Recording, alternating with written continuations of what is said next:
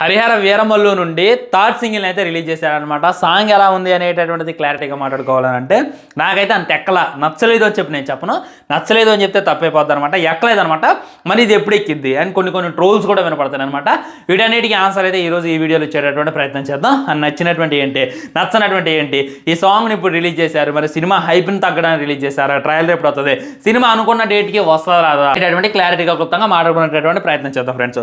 మొట్టమొదటి ఏంటంటే Harihara Veeramallu cinema post phone అవుద్ది అని చెప్పి చాలా మంది భయపడుతున్నారు. దీనికి గల కారణం ఏంటంటే ఇవాళ 22 కదా, జూన్ 1వ తారీఖు నుండి థియేటర్స్ అన్ని కూడా మేము పనిచేస్తున్నాం.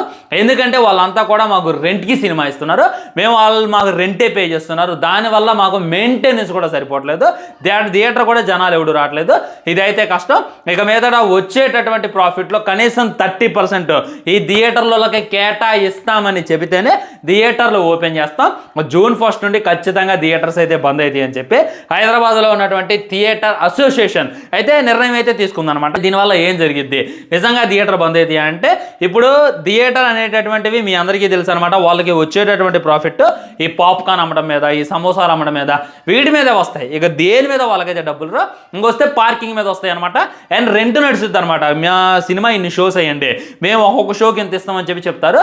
దానివల్ల వాళ్ళకి లాస్ వచ్చేస్తున్నట్టు. ఎందుకంటే రీసెంట్ టైమ్స్లో థియేటర్కి వెళ్ళడం జనాలు బంద్ చేశారు. మ్యాక్సిమం ఒక ప్రభాస్ సినిమా వస్తే, ఒక ఎన్టీఆర్, అల్లు అర్జున్, మహేష్ బాబు, పవన్ కళ్యాణ్, మన వీళ్ళ సినిమాలు వస్తేనే వెళ్తున్నారు తప్ప వేరే హీరో సినిమాలు వచ్చినా, చిన్న సినిమాలు వచ్చినా.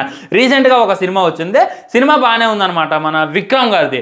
ఆ సినిమాని ఎవరు డేకలేదు అని చెప్పి మనైతే మాట్లాడుకుందాం. సో దీనివల్ల ఈ 12వ తారీఖున రిలీజ్ అవ్వాల్సినటువంటి Harihara Veeramallu cinema postpone అవుతుంది అని చెప్పి చాలా మంది భయపడుతున్నారు.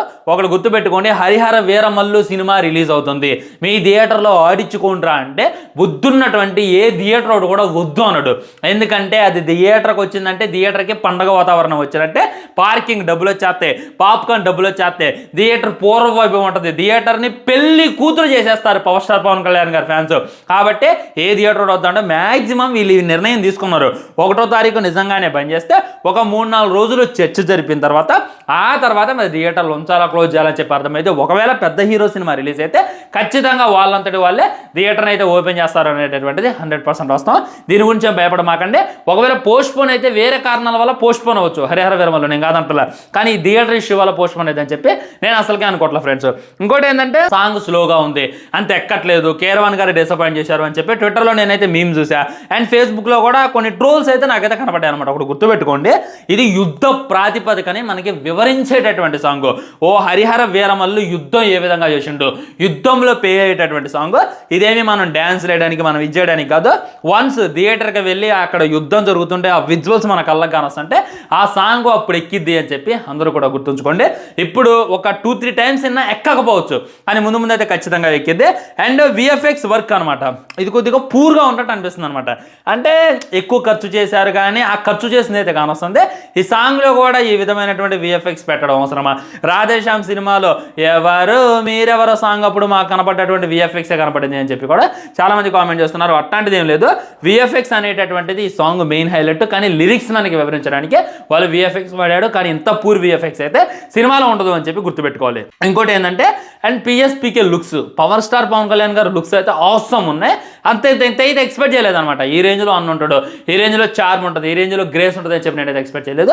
ఇది కూడా ఆసమ్ అనిపించింది అనమాట. సో నాకైతే ఈ సాంగ్లో నచ్చింది ఏంటంటే సాంగ్ నెరేటివ్ స్లోగా ఉంది, లిరిక్స్ అయితే హైలైట్గా ఉన్నాయి, మ్యూజిక్ అయితే అక్కడక్కడ బాగుంది. ఇంకా పవన్ కళ్యాణ్ గారు లుక్స్ అయితే ఇంకా అదిరిపోయినాయి అనమాట.